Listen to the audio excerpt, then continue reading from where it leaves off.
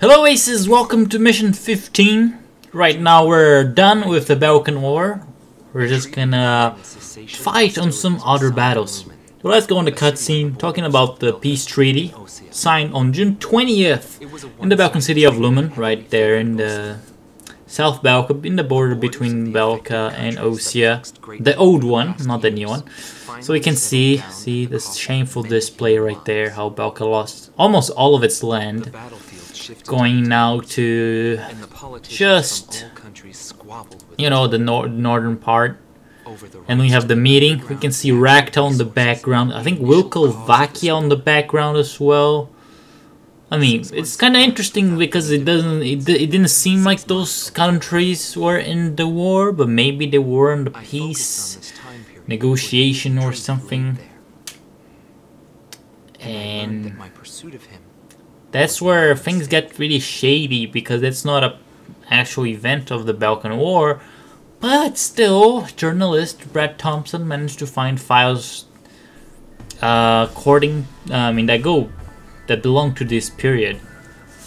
So our briefing, one of our, I think, most interesting one, starting with a war with no boundaries that bombed the city of Lumen, the one where the peace treaty was signed.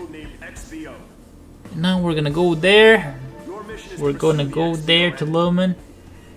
And oh my god, there's an emergency! The unidentified aircraft, it's here! Oh my god! It's like, how did you not notice that? XBO is so slow.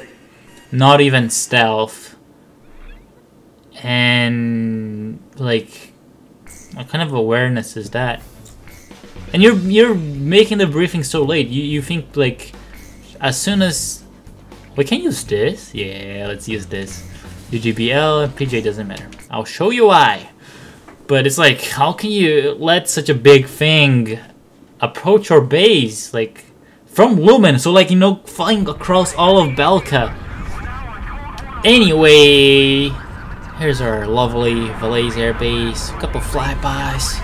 And we look, holy Jesus! And yep, that's the XBO. Keep an eye on the lower bay of the XBO. You're gonna see it can drop some bombs. So it's not only a transport aircraft, it's also a bomber, like a big ass bomber. Well, as you can see, he's dropping the bombs there. It's a pretty big bomber, but also transport, like I mentioned. According to the Ace Combat Zero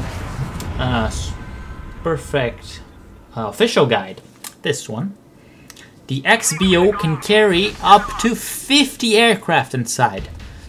Although there's no runway on it, so it's kind of hard to imagine the airplanes taking off or landing on the XBO while it's flying. I think it looks like they're just loaded inside, so only for transportational purposes. Although the XBO has the technology that inspired the Slovakian aerial fleet with the Galm, and maybe also the Gleipnir in Ace Combat X, although Gleipnir doesn't carry any aircraft. In the Ace Combat Joint Assault universe, you can also call that the XBO was the inspiration for the Spiritus, and I think the Orgoi. No, not the Spiritus. Sorry, the Orgoi. If you look really close, you go really close to the Orgoi, you're gonna see some runways. There are two, I think. I think I made a video about that a long time ago. But anyways, there's a spotted team who they went on missing, I think August or October of 1995. And there's the XBO, a very bulky design. You see the 4 cylinders in the front. You're just like, how can a thing like this fly? It just looks so bulky. Even the Galm looks way more aerodynamic. Now you can see also some escort fighters in the background. Yeah, I don't know how, I mean, or even if the XBO could deploy a fighter while flying. I think maybe what they could do, you know, is just, instead of dropping a bomb, they could drop the fighter. And if you put the fighter on a nose down position, oh, that was quick. if you put the fighter on a nose down position, I think and put the afterburners, I think you could get enough airspeed to pull up before you hit the ground. So yeah, that was quite... I wasn't even thinking, I wasn't paying too much attention, I just shot the spider too. Sorry about that. I didn't mean to be so quick. Anyways, it's funny how this is more of a fair fight because it's only 2 against 1 because PJ doesn't count. On all the other mission is like 4 aircraft or 8 aircraft against 2, which is a bit unfair to Galm 1, but Galm 1 is Galm Senpai, right? He's the boss.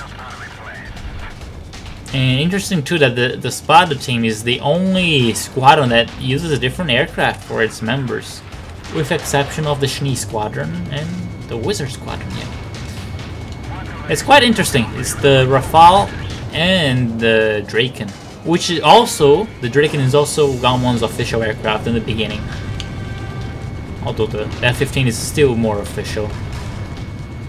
And it has a quite nice paint. Special paint if you go and lock it. Alright, and it's very agile for one of the first aircraft. Let's put PJ at least to distract the target because PJ can't shoot down anyone. I never seen PJ shoot down anything. Just gotta be careful. And the bombs, my unguided bombs, we're gonna use against XBO just because it's cool, right? I know you can take everything down at once if you use an FAE bomb, but because the F-15 doesn't have all that fancy stuff, we'll just use the UGBL. And here are some of the other escort fighters, Sukhoi 37s. Yeah, if you think about it, these forces were in Lumen early in the day, and they went all the way to Valais, then now they try to escape into North Belka.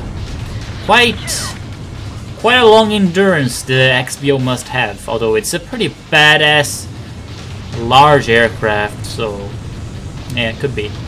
And it's powered by 6 engines. Funny thing how the Aigayan is powered by... How many engines is in the Aigayan? Is it like 24? Because I know there's 4 sections. Maybe 6 targets each, so 24? I don't know. Meanwhile, the XBO has only 6 engines, but they're pretty big. They're pretty massive engines. And there's a lot of AA turrets. The XBO is like the inspiration for a new class of large aircraft, which are all called the heavy command cruiser, which is it's like an AWACS aircraft carrier, if you wanna think like that. Also, at least the XBO, it's also built for transportation. And there we have. That's why we use our bombs. There's a lot of guns in the XBO. There you go, nice. It's quite a nice design. It looks a little bit like one of those butterflies. You can also check. Actually, let me show you. In my guidebook, there's also a very nice paint for the XBO, which is like the butterfly, like I'd mentioned. Like, take a look. Oh, wrong side. There you go. Very nice detail. Very nice design. Fortunately, I was able to get this book in Japan. It's a very old, I know, for a PS2 game guidebook, but you can still find on the internet. Alright, we're doing a good job. With the engines smoking. Of course, in real life, if you destroy the engines, the thing will just fall. But because it's a video game, it's gonna keep flying without engines. Which is like, what? We got guns there. Quite a powerful weapon. Because you have the guns, you can store any aircraft inside for transportation. You still have the bombs bay, like under the aircraft, as we saw him attacking the Valais airbase. And some guns in the front too. Yeah, I think just to defend the cockpit. And as some of you may know, we're gonna see Pixie, our friend who ran away because it was not being noticed by Galm 1. Our Cypher Senpai. we're gonna see Pixie in this mission. In the cutscene, it is very fast though, so in case you didn't know, Pixie will be there. There you go. Have a good one, XBO. See you in Ace Combat 6 as the Agayan. Of course, PJ was me. You don't do anything. Shame on you, PJ. Yeah, when he says our death's not the end, I think that's meant for Pixie. Pixie's gonna be the new savior. And you're gonna see Pixie right now. There he is. Bye, Pixie. See you later.